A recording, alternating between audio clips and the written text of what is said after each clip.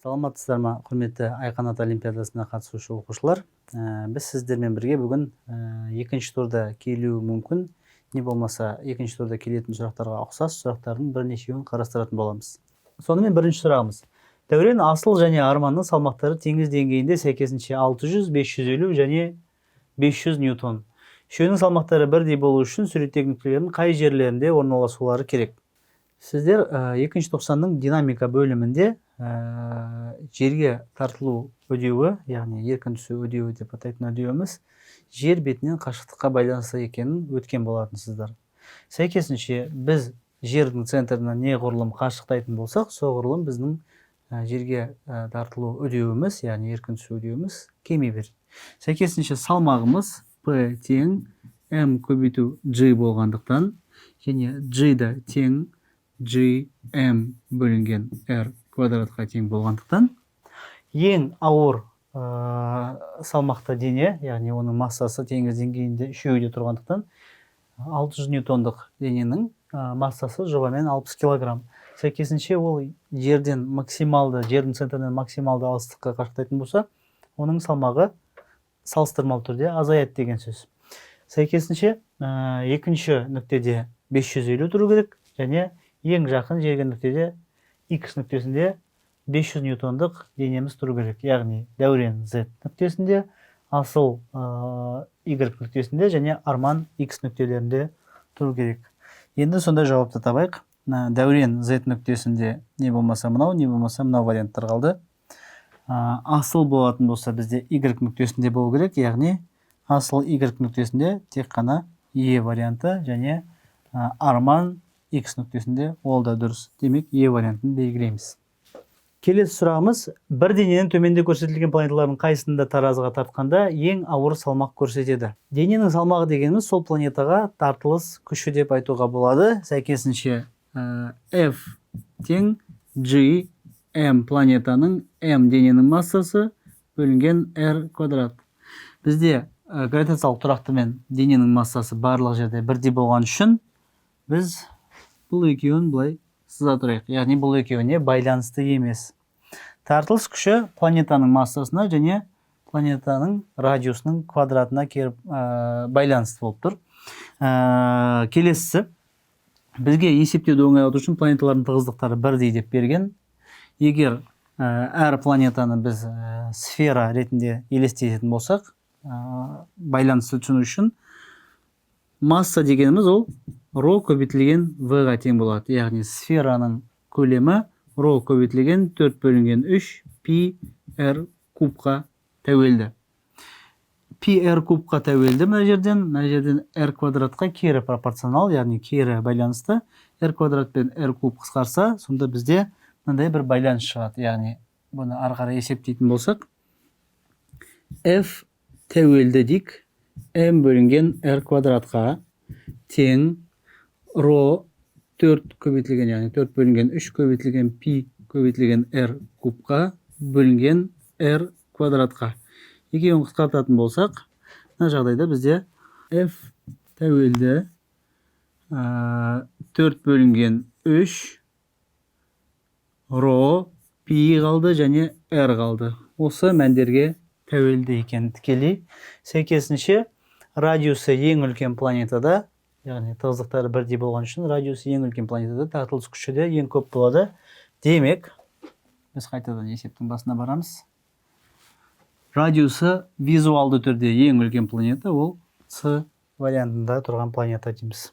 Келесі сұрағымыз болатын болса, барлық дөңгелектер бір-бірімен жіппен байланыстырылған. Яғни бір дөңгелекті айналдырған кезде барлық дөңгелек айналады деген сөз.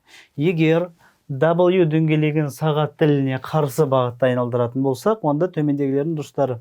Яғни W дөңгелегін сағат тіліне қарсы бағытта айналдыратын болсақ, онда жіппен қараймыз. Мына жіпті тартатын болсақ, X дөңгелегі мына бағытта айналатын болады. Сағат тілі бағытымен, яғни X дөңгелегі сағат тілі бағытымен айналатын болса, Y дөңгелегі мына жіпті тартқан жағдайда сағат тіліне қарсы айналып жатыр. Және Z дөңгелегінде қарасатын болсақ, сағат тіліне қарсы айналып жатыр. Енді мына жердегі тұжырымдарды қараймыз. Y дөңгелегі, яғни сағат тілі бағытымен айналады дейді. Жоқ, бір дұрыс емес. Y дөңгелегі сағат тіліне қарсы айналады. Бұл дұрыс. X сағат тілі бойымен айналады. X табамыз. Сағат тілі бойымен айналып жатыр. Бұл да дұрыс. X сағат тіліне қарсы айналады. 4 дұрыс емес. Сонда жауабымыз 2 мен 3 болады. Келесі есебіміз болатын болса, А, Ә және Б денелерінің көлем масса байланысы кестеде берілген, яғни олардың массалары және көлемдері берілген. Осы мәліметтерге сүйене отырып, денелердің тығыздықтары арасындағы байланысын табыңыз дейді. Яғни біз бұл жағдайда тіптен грамм бөлінген сантиметр куб деген өлшем бірлікпен өлшесек те болады. Яғни Си жүйесіне ауыстыруымыз міндетті емес. Әр дененің тығыздығын жеке есептеп шығамыз. Ро А, ро Ә және ро Б деп есептеп шығамыз. Ро А бізде А денесі 50, яғни М бөлінген В формуласын ескеретін болсақ, 50 бөлінген 100 тең болады 0,5 грамм бөлінген сантиметр куб. Ә денесі болатын болса, 150 бөлінген 200 тең болады, қысқартатын болсақ 3 бөлінген 4, яғни 0,175 грамм бөлінген сантиметр куб. Және Б денесі бізде 150 бөлінген 100 тең болады 1,5 грамм бөлінген сантиметр куб. Сонда бізде Б денесінің тығыздығы ең үлкен. Ондай жауап бізде С вариантында ғана тұрған сияқты. Одан кейін Ә келу керек, дұрыс. Одан кейін А денесі келу керек, дұрыс. С вариантын белгілейміз. Келесі есебіміз болатын болса, суретте су тасығыш су көлігі бірден тоқтай бастаған сәтте дейді. Оның ішіндегі судың орналасуы қай нұсқада дұрыс келтірілген дейді. Яғни жүріп келе жатқан көлік бірден тоқтайтын болса, инерция заңына байланысты су бірден тоқтамайды, сәйкесінше су алға қарай ығысады. Демек, бізде Б варианты болуы керек. Келесі есебіміз болатын болса, күн сәулелері жер бетіне тік түскен кезде сол аймақ ыстық, ал қиғаш түскен кезде сол аймақ сәл салқынырақ болатын белгілі. Солтүстік жарты шарда орналасқан А, Ә және Б аймақтарының температуралары сәйкесінше 27, 22 және 18 Цельсий болса, осы аймақтардың орналасу ретін, яғни суреттен анықтаңыз дейді. Ең бірінші бізде маңызды сөз бұл жерде солтүстік жарты шарда деп тұр. Яғни бізде С және Д варианты, Е варианты ол оңтүстік жарты шардағы нүктелер болған үшін оларды бірден сызып тастасақ болады. Солтүстік жарты шарда бізде А және Б варианттары ғана қалды. Келесі, қай нүктеге күн сәулесі тігірек түсетін қарайтын болсаңыздар, оны байқау үшін кішкене бір сфераның бөлігін сызайық. Мына жерге түсіп атқан сәуле және мына жерге түсіп атқан сәуленің қайсысы тігірек?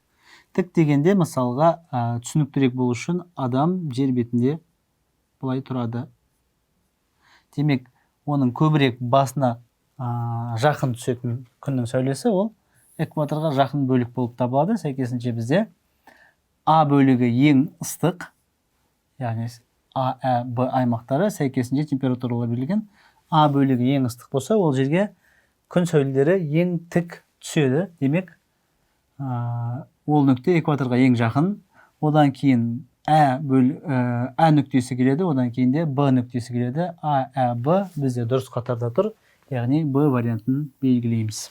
Келесі есебіміз болатын болса, мұғалім оқушыларға жер мен ай беттерінің пішінін түсіндіру үшін, яғни оның түрі не үшін сондай екенін түсіндіру үшін келесі иллюстрацияны жасайды.